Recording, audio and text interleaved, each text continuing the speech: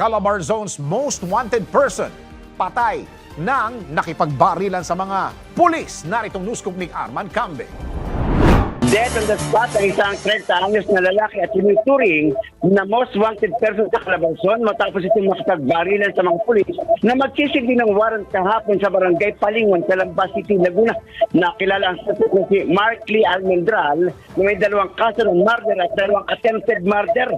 Ayon kay Police Brigadier General Paul Kenneth Lucas, Calabarzon Police Director, nagtungo ang mga operatiba ng Calabarzon PNP sa bahay ng suspect para magsilbi ng warrant. Subalit sa halip na sumuko, nakipagbaril ito sa mga pulis at naghagis pa ng granada na hindi naman sumapog.